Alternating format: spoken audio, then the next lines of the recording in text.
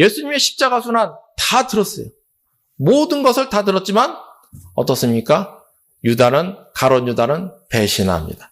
완전히 비교가 됩니다. 앞에 헌신한 여인, 예수님의 고난을 듣고 헌신한 여인이 있는가 하면 그 얘기를 듣고 배신하는 사람이 있어요. 누가 될 것인가입니다. 인생에는 의문이 있습니다. 내가 왜 살고, 내가 왜 이런 고생을 하는가? 하나님께서 우리 인생들에게 준 본능적인 의문, 질문입니다. 인생은 살든지 죽든지 무엇을 위해 사느냐? 삶의 의미, 인생의 의미를 추구해야 된다는 것입니다. 그러므로 우리는 이 땅에 살지만 저 천국 백성으로 항상 천국을 향해야 합니다. 하나님 나라를 위한 이 땅에 씨앗을 심으며 하나님 나라를 위한 준비를 해야 된다는 것입니다. 그렇지 않은 인생은 결국 허무합니다. 짐승과 같을 뿐이라는 것입니다. 오늘 주님도 십자가 순환을 위한 준비를 하고 계셨습니다. 그러나 먼저 1, 2절 읽겠습니다. 이틀이 지나면 유월절과 무교절이라 대제사장들과 서기관들이 예수를 흉계로 잡아 죽일 방도를 구하며 이르되 밀라이 날까 하노니 명절에는 하지 말자 하더라. 그러나 대제사장들과 서기관들은 예수를 죽이려고 모의하고 있는 상황이었습니다. 이 마가복음 14장에 흐르는 중심축은 이렇게 하나는 죽음을 위한 죽을 준비, 하나는 죽일 준비입니다. 한 분은 예수죠. 십자가 대속을 위해서 죽음을 준비하시고 그 죽이려고 하는 사람들은 죽으려고 하는 것도 모르고 죽이려고 난리치고 있는 상황. 그러니까 여기 죽이려고 발악하는 사람들은 사실 예수님께서 이 땅에 무엇을 하러 오셨는가? 대속의 죽음을 지기 위해서 오셨는데 인간들은 몰라가지고 오히려 자기들이 예수를 죽이는 게 사명이라고 생각하며 악한 도구로 쓰임받는 것을 볼 수가 있습니다. 그래서 역사에 하나님 죽이는 일, 예수를 죽이려고 궁리궁리하는 것을 볼 수가 있습니다. 그렇지만 어떻게 합니까? 2절에 이르되 밀라이 날까 하노니 명절에는 하지 말자 하더라. 뭐를 하지 말자고요? 예수를 죽이려고 하는 것, 그 음모를 하지 말자는 것입니다. 왜?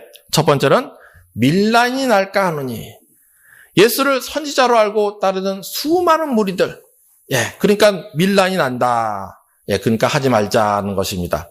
두 번째는 이때는 유월절, 이스라엘의 최고의 명절입니다. 그래서 원래는 이때는 죽이면 안 돼요, 사람을. 그게 전통이에요. 더군다나 세 번째는 그날이 축제고 전 세계에서 사람들이 오는데 십자가의 사형이 있으면 관심이 어디로 가버립니까? 전부 다 십자가로 가버리는 거예요. 그러니까 축제가 안 되죠. 자기들한테는 엄청난 타격이죠. 그래서 그때 죽이지 않는 것이, 예수를 죽이지 않으려고 한 것이 유대인 지도자들의 계획이었습니다. 그러나 주님은 언제 죽으려고 오셨습니까? 명절, 유월절. 이미 1500년 전에 예언으로 유월절 어린 양을 잡으시면서 하나님 말씀하신 것이요. 이 유월절 날 어린 양으로서 예수가 대속하러 죽으러 오신다는 것입니다. 그래서 저들은 명절에는 하지 말자 하지만 주님은 주님의 뜻대로 역사를 착착착 주관하고 계셨던 것입니다. 그래서 십자가를 지시려고 33년 공생애를 쭉 몰아가지고 예루살렘에 오신 것이었습니다. 그러니까 인간이 아무리 난리쳐도 주님은 주님의 뜻대로 역사를 주관하신다. 그래서 그 어떤 인생도 하나님의 손바닥 아닙니다. 하나님의 의지와 하나님의 주권 안에서 도구로 쓰임받는 존재일 뿐이다. 이것이 인생, 인생의 한계인 것을 알아야 됩니다. 그래서 인간이 아무리 사악해지고 교만해져서 하나님을 인정하지 않고 마치 하나님이 준 것이냐 살아가지만 하나님은 역사하신다. 예, 하여튼 이렇게 우리 인생을 대속하려고 십자가를 지러 가신 예수님. 여기에 이어서 성경은 두 사람을 비교하고 있습니다. 하나는 예수님께 향유를 부은 여인. 또 하나는 누구죠? 가룟 유다입니다. 가룟 유다. 이 두 사람을 보여주고 있는 건 비교하는 거예요. 그러니까 이것을 보며 우리는 무슨 뜻인가 생각해야 된다는 것입니다.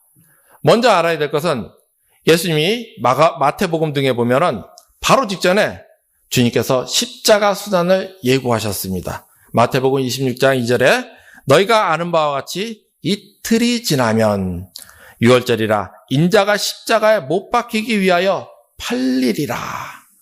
예. 이때 한 여인은 3절이죠. 향유를 부음으로 주님께 헌신으로 반응했다는 것입니다. 3절 같이 읽겠습니다. 예수께서 베다니 나병한 자 시몬의 집에서 식사하실 때 한 여자가 매우 값진 향유 곧 순전한 나드 홍합 한 옥합을 가지고 와서 그 옥합을 깨뜨려 예수의 머리에 부으니. 근데 여기 다 사람들의 반응을 보면 어떠냐? 4절이죠. 예, 어떤 사람들이 화를 내어 서로 말하되 어찌하여 이 향유를 허비하는가? 이 향유를 300데나리온 이상에 팔아 가난한 자들에게 줄 수 있었겠도다 하며 그 여자를 책망하는지라. 예. 첫 번째, 이 향유를 허비했다. 두 번째는 300데나리온 이상에 팔아 가난한 자들에게 줄 수 있었다. 300데나리온. 당시 근로자의 1년 수입이라고 합니다. 요즘 돈으로 하면 그러면 어떻죠? 한 5천만 원 정도 생각해 볼 수 있는 거예요. 예, 그렇지만 이건 단순한 계산이고 진짜 그때는 돈 가치가 셌기 때문에 요즘 돈으로 하면 적어도 3억, 5억 그 정도 가치다. 예, 그렇게 추정하기도 합니다. 그러니까 굉장히 귀한 비싼 향유였다는 거죠. 그걸 낭비해서 화냈다는 거예요. 예, 언뜻 보면 일리가 있습니다. 그러나 방금 전에 뭐라 그랬죠? 주님은 십자가 고난을 지기 위해 오셨다. 예언을 한 것이죠. 그 고난 예고를 제자들은 흘려버렸다. 허투루 들었다는 것입니다. 그때 제자들은 허투루 들었지만 주님께 헌신한 여인이 있었다는 것입니다. 그리고 이어서 이 여인 이야기에서 10절, 11절에 하나님은 또 다른 사람을 보여줍니다. 본격적으로 예수를 배신하는 가룟 유다. 가룟 유다. 10절, 11절 같이 읽겠습니다. 12 중에 하나인 가룟 유다가 예수를 넘겨주려고 대제사장들에게 가매 그들이 듣고 기뻐하여 돈을 주기로 약속하니 유다가 예수를 어떻게 넘겨줄까 하고 그 기회를 찾더라. 예. 예수님의 십자가 순환 다 들었어요. 모든 것을 다 들었지만 어떻습니까? 가룟 유다는 배신합니다. 완전히 비교가 됩니다. 앞에 헌신한 여인, 예수님의 고난을 듣고 헌신한 여인이 있는가 하면 그 얘기를 듣고 배신하는 사람이 있어요. 누가 될 것인가입니다. 예. 배신하는 가룟 유다. 이 사람은 어떻게 됩니까? 예수님께서 결론적으로 말씀하셨죠. 21절에 있습니다. 인자는 자기에 대하여 기록된 대로 가거니와 인자를 파는 그 사람에게는 화가 있으리로다. 그 사람은 차라리 나지 아니하였더라면 자기에게 좋을 뻔하였느니라 하시니라. 저주받은 인생이 된다는 거죠. 참으로 불쌍한 인생이 된다는 거예요. 실제 가룟 유다는 어떻습니까? 오늘날까지 수천 년이 흐르기까지 간증의 주인공이 됩니다. 단 악당으로, 저주받은 인생으로. 예. 반면에 우리는 또 봐야 돼요. 주께서 십자가의 길로 행하시는 길에 오늘 헌신한 이 여인은 어떻게 됐냐? 이 여인은 믿음으로 씨를 심은 것입니다. 이 여인에 관해 주께서 말씀하십니다. 우린 요걸 봐야 돼요. 6절입니다. 예수께서 이르시되 가만두라. 누구죠? 돈 낭비하고 화를 내는 이들에게 하시는 말씀입니다. 너희가 어찌하여 그를 괴롭히느냐? 그가 내게 좋은 일을 하였느니라. 주님의 해석이라는 것입니다. 주님께서 요 행동을 갖다가 해석해 주시는 것입니다. 메시아 해석이라고 불러요. 당연히 이것을 우린 잘 봐야 됩니다. 그래서 이어서 그가 내게 좋은 일을 하였느니라. 이것을 봐야 됩니다. 첫 번째, 그가 내게 좋은 일을 하였느니라. 이때 좋은 일이란 무슨 단어냐? 창세기 1장 31절에 하나님이 보시기에 좋았더라. 바로 창세기의 그 단어라는 것입니다. 이 여인은 좋은 일을 했다. 하나님이 보시기에 정말 좋은 일을 했다. 하나님 보시기에 좋았다를 회복한 것입니다. 구체적으로 어떤 좋은 일인가 하면 8절이죠. 두 번째 주님의 해석입니다. 그는 힘을 다하여 내 몸에 향유를 부어 내 장례를 미리 준비하였느니라. 장례 준비를 하셨다는 것입니다. 하나님이 좋았다는 것을 회복했는데 무엇을 회복했느냐? 무엇을 어떻게 했느냐? 예수님의 장례 준비를 했다는 것입니다. 그러니까 영적으로 이것은 하나님이 이 여인을 통해서 기름을 부어줘서 십자가 대속의 죽음 전에 성별 예식을 했다. 이렇게 해석합니다. 주님께서 십자가 대속, 장례를 위한 주님의 십자가 대속, 장례를 위한 거룩한 예식을 했다. 주님의 해석입니다. 그러니까 이 여인이 어떻게 되겠어요? 축복을 받는 사람이 된다는 것이죠. 이 여인에게 주님이 축복을 해주십니다. 9절입니다. 우리 같이 읽겠습니다. 내가 진실로 너에게 이르노니 온 천하에 어디선지 복음이 전파되는 곳에는 이 여자가 행한 일도 말하여 그를 기억하리라 하시니라. 그러니까 대대로 간증한다는 것입니다. 오늘도 이렇게 간증하는 것 하나님이 하게 하신 거라고 볼 수가 있습니다. 그래서 예수님의 십자가 사역에 헌신한 여인으로 오고 오는 세대에 간증의 주인공이 되는, 축복의 주인공이 되는 그런 복을 받는다. 우리 성도 여러분도 이런 축복의 주인공 되시기를 축원합니다. 이런 축복의 주인공이 돼요. 사람은 우리는 알아야 돼요. 사람은 누구나 간다. 인생은 누구나 갑니다. 지금 젊은 것 같죠? 그러나 언제 모르게 나이가 들고 또 간다는 것입니다. 2019년도에 재벌회장 한 사람 갑자기 죽었었죠. 대한항공 조양호 회장 갑자기 죽어버렸어요. 또 작년에 또 누가 돌아가셨죠? 삼성 이건희 갑자기 상당한 화제였습니다. 그렇게 돈에 평생 아둥바둥하고 그리고 또 자신은 영원히 누릴 것 같은 그런 사람들. 그렇지만 하나님이 어떻게 해요? 걷어가면 끝난다는 것입니다. 그러면 하나님은 하나님의 심판대 앞에 서는 거예요. 인생은 누구라도 그 어떤 사람이라도 한 번 죽습니다. 그리고 죽은 후에 누구라도 예외 없이 하나님 앞에 서서 심판을 받는다는 것입니다. 악인은 형벌의 지옥 형벌의 심판을, 또 의인은 누구죠? 예수 믿는 자들은 상급 심판을 받습니다. 반드시 심판받아요. 상급 심판. 특별히 그래서 이것을 배마라고 합니다. 다른 단어를 써서 배마라고. 나는 어떤 것을 준비하는 인생이 될 것인가? 같은 교회를 다녀도, 오늘 같은 예수를 따라다녀도 한 사람은 예수께 헌신한 사람이 있고, 한 사람은 주님의 교회를 파괴하려고, 주님을 죽이려고 배신한 사람이 있다는 것입니다. 오늘날 우리나라 교회를 보면 비슷한 상황이죠. 나는 어떤 것을 준비할 것인가? 기왕에 한 번 사는 인생. 우리는 하나님 나라에 이 헌신을, 믿음을 심어야 된다는 것입니다. 그래서 간증의 주인공, 축복의 주인공이 되는 복인자 되시기를 예수님으로 축원합니다. 이것이 참 중요해요. 결국은 이것이 바로 생명의 길이라는 것입니다. 하나님 앞에 믿음을, 하나님 앞에 선을 심는 것. 로고테라피, 의미치료요법, 정신질환 치료법을 발전시켰던, 의미치료법이라는 정신질환 치료법을 발전시켰던, 그래서 탁월한 심리학자이며 유대인이었던, 빅터 프랭클이라는 박사가 있었습니다. 이 사람이 죽음의 수용소에서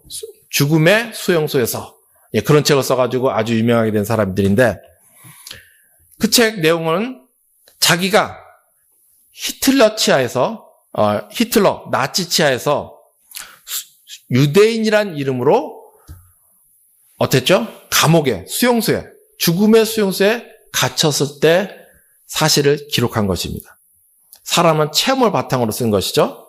거기 아주 인상 깊은 이야기가 하나 있습니다.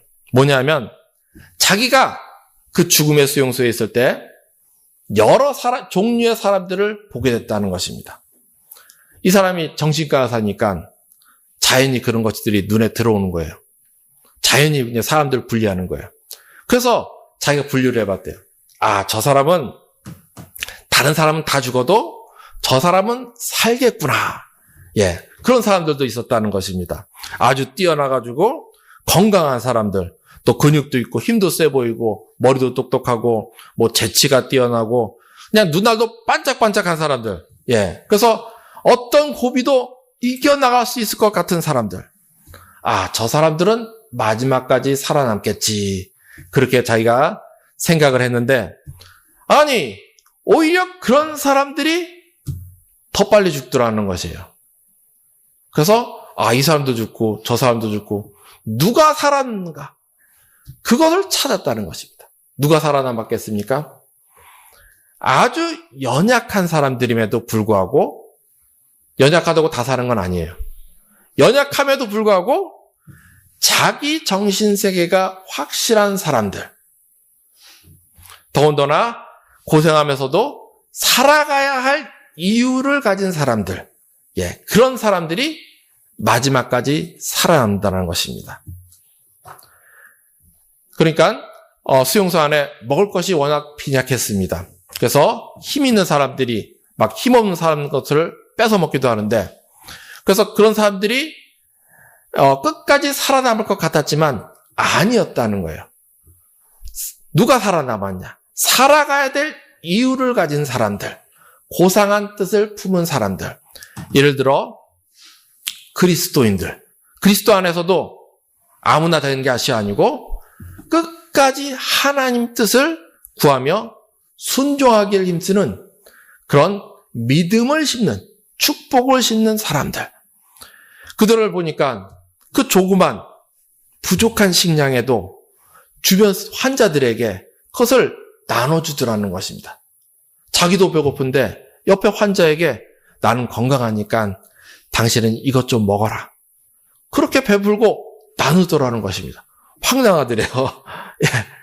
그래서 얼마 못 가 저 사람 죽겠구나 그랬는데 오히려 그런 사람들이 마지막까지 살아남았다. 죽음의 수용소에서. 닥터 프랭클린 이야기입니다. 재주 있고 힘 있다고 되는 것이 아닌 이런 믿음, 삶의 의미를 추구하는 사람들. 오늘 본문에 빗대어 말하면 누구입니까? 바로 십자가를 향하신 예수께 헌신한 이 여인 같은 사람들. 주님께 믿음을 심는 것입니다. 축복을 심는 거예요. 말만이 아닌, 말만 믿습니다. 그거 심어봤자 그거는 작은 거고, 믿음의 행실을, 하나님 뜻을 구하고 찾고 따르는, 그렇게 삶으로 자꾸 심는 이들. 하나님이 그들에게 갚으신다는 것입니다. 그들이 마지막에는 승리한다. 믿으시기를 축원합니다. 만약에 그들이 죽더라도 그들에게는 하늘에 하나님 앞에 천국 상급이 있을 것이다. 그러나 문제가 있습니다. 누구나 선한 뜻 품었다고 다 그냥 다 되는 게 절대 아닙니다. 오늘 주님이 자신의 죽음을 준비하시면서 만찬을 행하십니다. 최후의 성만찬이죠. 그리고 그 만찬 중에 말씀하십니다. 18절이죠. 예수께서 이르시되 내가 진실로 너에게 이르노니 너희 중에 한 사람 곧 나와 함께 먹는 자가 나를 팔리라. 이때 제자들은 어떻게 합니까? 전부 다 나와서 나는 아니지요. 결백을 주장합니다. 또 만찬 후 감난산에서도 또 예수께서 27절 제자들에게 이르시되 너희가 다 나를 버리라 하실 때 제자들, 특히 베드로 같은 경우에는 다 버릴지라도 나는 그리하지 않겠나이다. 아주 그냥 확실하게 말했습니다. 의도가 좋았다는 것입니다. 선한 뜻을 품었다는 것입니다. 그런데 어떻게 되냐? 성경을 보면 30절이죠. 예수께서 이르시되 내가 진실로 내게 이르노니 오늘 이 밤 닭이 2번 울기 전에 내가 3번 나를 부인하리라. 부인할 거를 주님께서 말씀하십니다.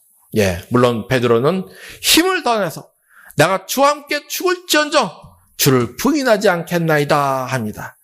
예, 그리고 모든 제자들도 이와 같이 말하니라 성경은 말합니다. 그래놓고 어땠습니까? 다 도망가 버렸습니다. 특별히 베드로는 주님 말씀대로 주님을 3번이나 부인해요. 수제자라고 하는 베드로가 부인합니다. 이것을 성경은 기록하는데 마태복음만 기록합니까? 아닙니다. 마태, 마가, 누가, 요한, 사복음서 다 기록해요. 이것은 누구를 가리키는 말씀입니까? 오늘 우리를 향하신 하나님의 말씀입니다. 마가복음 닭이 곧 2번 울더라. 이에 베드로가 예수께서 자기에게 하신 말씀 곧 닭이 2번 울기 전에 내가 3번 나를 부인하리라 하심이 기억되어 그 일을 생각하고 울었더라. 마태복음 이에 베드로가 예수의 말씀에 닭 울기 전에 내가 3번 나를 부인하리라 하심이 생각나서 밖에 나가서 심히 통곡하니라. 누가복음은 더 생생합니다. 주께서 돌이켜 베드로를 보시니 베드로가 주의 말씀 곧 오늘 닭 울기 전에 내가 3번 나를 부인하리라 하심이 생각나서 밖에 나가서 심히 통곡하였더라. 주님이 십자가 고난을 당하시는 중에 수제자 베드로는 3번이나 주를 부인합니다. 그것을 우리 주님께서는 다 보고 계셨다. 얼마나 주님의 마음이 아팠겠습니까? 이 베드로 비웃지 마십시오. 이 모습이 고로 우리라는 것입니다. 우리가 이렇게 약해요. 예. 그러나 나의 연약함에서도 불구하고 나를 사랑해 주시고 붙잡아 주시는 우리 주님이라는 것입니다. 그래서 우리는 그 주님을 붙잡고 삶의 의미, 그것을 추게 된다는 것입니다. 주님 없이 삶의 의미, 인생의 의미를 추구해봤자 선한 의지를 가져봤자 다 되는 것 절대 아닙니다. 물리학의 엔트로피 법칙이라는 것이 있습니다. 뭐냐면 일반 물리 현상을 엔트로피로 표현하는 것입니다. 그러니까 우주의 기본 현상인데 본질적으로 우주가 질서보다 무질서한 방향으로 흘러버린다는 거예요. 예, 왜 갑자기 엔트로피냐? 인간 세상도 이것과 비슷하게 흐른다는 것입니다. 인간에도 이 법칙이 적용이 돼요. 그래서 자연 상태로 그대로 두면 어떻게 되냐? 그냥 방치하면 인생은 피폐해진다는 것입니다. 인간은요, 그냥 두면 나 자신은 잘났다, 의인이다, 그런 생각 가지고 있으면 그 사람은 분명 피폐해집니다. 성경이 증언합니다. 예를 들면 그것뿐만 아니죠. 예를 들면 전원주택들 우리 좋아하잖아요. 예, 전원주택 샀다가 바빠가지고 사느라고 바빠가지고 뭐 사업한다, 무슨 일 한다. 집을 한 6개월만 비워보십시오. 6개월 후에 가면 희한하게 집들이 초토화되어 있대요. 전원주택 가진 사람들 얘기예요. 이게 엔트로피 법칙인데 우리 인생도 놔두면 이렇게 된다는 것입니다. 예, 애들 자유롭게 살라고, 자유롭게 막 마음대로 살라고 그렇게 부모들이 해주고 싶다고 그렇게 말해요. 그러나 그렇게 해가지고 잘된 집이 없습니다. 예, 어느 날 보면 갑자기 담배 피고 인터넷 컴퓨터 중독돼 있고 이상하게 나쁜 쪽으로 흘리는 것. 인생이 그렇다는 거예요. 오늘 베드로도 마찬가지였어요. 삶의 의미, 인생의 의미를 추구하며 선한 의미를 가졌습니다. 그런데 실패합니다. 왜? 요한복음은 이것을 두 가지 모습을 보여주면서 설명합니다. 베드로가 예수님을 따라 대제사장의 집에 갔을 때 첫 번째로 문 지키는 여종을 보여줍니다. 하찮고도 연약한 여종의 질문. 그때 베드로는 어떻게 합니까? 주님을 부인합니다. 이것은 무엇을 말하는 것인가? 베드로는 어부예요. 힘도 세요. 그러나 인간의 그런 힘 가지고는, 용기 가지고는 실패한다는 거예요. 물론 목숨 건 노력을 해야 하지만 나를 의지하면 절대 안 된다는 것입니다. 나 자신은 인간이란 연약한 존재이기 때문에 의지할 대상이 아니라는 거예요. 두 번째 보여주는 것은, 요한복음에서 두 번째 보여주는 것은, 사도 요한은 어디로 갑니까? 예수님 쪽으로 바짝 가요. 예수님 재판받는 쪽으로. 그리고 베드로는 어떻게 해요? 하인들 쪽으로 가버려요. 예수님에서 멀어져요. 예. 그래서 베드로는 하인 쪽으로 가서 아랫사람들하고 불을 따끈따끈 쬐입니다. 예. 이것이 바로 실패 원인이라는 것입니다. 베드로의 실패는 주님과 떨어져 있었기 때문이라는 것이에요. 성경 어디에도 사도 요한이 실패했다, 그 말이 안 나옵니다. 베드로가 부인했다, 그 말이 나와요. 주님 말씀하십니다. 나는 포도나무요, 너희는 가지니. 우리는 열매 맺기 위해서는 주님과 떨어져서는 안 된다는 것입니다. 나를 의지하지 말고 주님께 붙어있는 복된 성도 여러분 되시길 축원합니다. 그런데 그러면 또 어떻게 주께 붙어있냐? 이것이 중요합니다. 다른 게 아닙니다. 말씀과 기도요, 회개와 개혁입니다. 그래서 오늘날 우리 신학교회, 특별히 장로교회를 개혁교회라고 하는 것입니다. 개혁교회라는 말은 회개가 있는 말입니다. 그래서 회개를 두려워하면 안 돼요. 우리 성도들은 계속 개혁과 회개로 내 속의 밭을 계속 경작해 나가야 된다는 것입니다. 한두 번 했다고 끝이 절대 아닙니다. 계속. 왜? 인간은 은혜 한번 체험했다고, 구원의 확신 얻었다고, 심지어 어떤 간증이 있다고 그래봤자 방치하면 얼마 안 있어서 어떻게 돼요? 점점 피폐로 가기 때문인 것입니다. 그러므로 우리 성도 여러분, 말씀과 기도로, 회개와 개혁의 삶으로 주님과 붙어 있기를 축원합니다. 아멘. 이런 투자를 우리는 해야 된다고요. 이런 영적 진보에 우린 계속 투자를 해야 됩니다. 예. 그래서 예수님과 붙어 있어야 돼요. 영적 어떤 단계에 가려면 성령을 의지하면서 이런 투자를 우리는 해야 된다는 것입니다. 은혜 받아야지, 잘 믿어야지 하면서 말만 하고 이런 투자를 안 하면, 그것이 바로 예수님과 떨어지는 것입니다. 그러면 영적 진보가 없어요.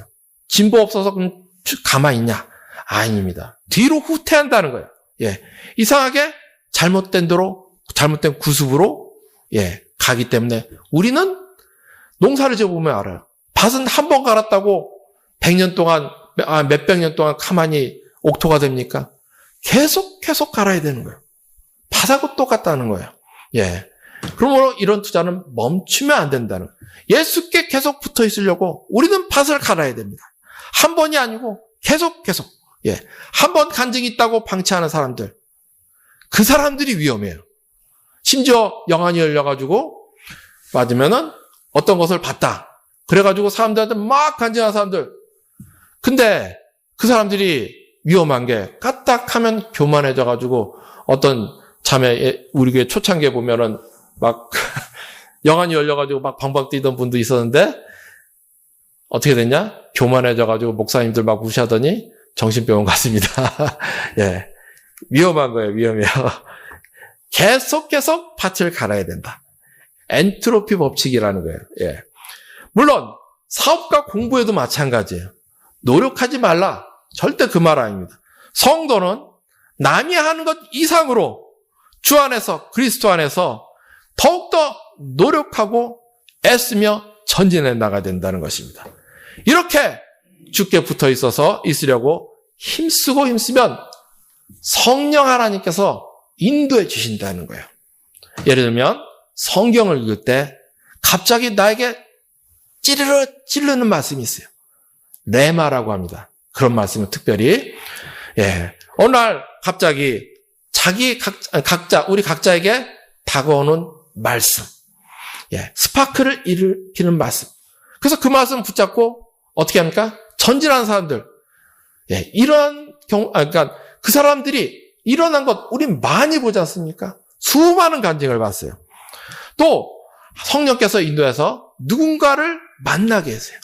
기도를 받게 한다던가 또 교회 온다던가 다 하나하나가 우리도 노력하는 것 같지만 하나님 쪽에서 보면 성령 하나님께서 인도해 주신 것, 이런 인도를 받아서 축복의 명가를, 믿음의 축복의 명가를 세우며 하나님께 영광 돌리는 복인자 되시기를 축원합니다. 아멘. 그러므로 결론 맺겠습니다. 이번 주는 고난주간입니다. 천지 만물의 주인이시오 모든 역사의 주관자이신 우리 하나님께서 우리를 대속하려 이 땅에 오사 십자가의 고난을 당하셨음을 우리는 묵상해야 되겠습니다. 그리고 그 묵상하면서 누가 될 것인가? 향유를 부음으로 우리 대속의 주님의 십자가 길에 헌신한 믿음의 축복의 씨를 심은 칭찬받은 여인이 될 것인가? 아니면 주를 배반하고 팔아먹은 가룟 유다가 될 것인가? 우리는 저주의 길이 아닌 믿음의 축복의 씨를 심음으로 축복의 길을 전진하는 복된 사람이 되어야 하겠습니다. 인류에서 항상 어떻게 해요? 예수께 붙어 있어야 된다. 축복을 받으면 멈추면 안 돼요. 조그만 축복 체험했다고 멈추면 안 되는 게 성경 역사입니다. 그럼 우리 삶을 마감할 때까지 계속 가로막은 것들을 치우며, 축복을 가로막는 것을 치우며 내 속의 밭을 옥토로 만들며 믿음의 축복의 씨를 씌우며 전진하시기를 축원합니다. 그리하여 성경의 믿음의 서지들, 예를 들면 다윗 같은 그런 복 있는 자가 되어 대대로 믿음의 축복의 명가를 세우고 사업을 일으키고 이 땅에 교회 하나님 나라를 확장하여 우리 하나님 아버지께 영광 돌리는 복 있는 자 되시기를 우리 구주 예수 그리스도의 이름으로 축원합니다. 아멘.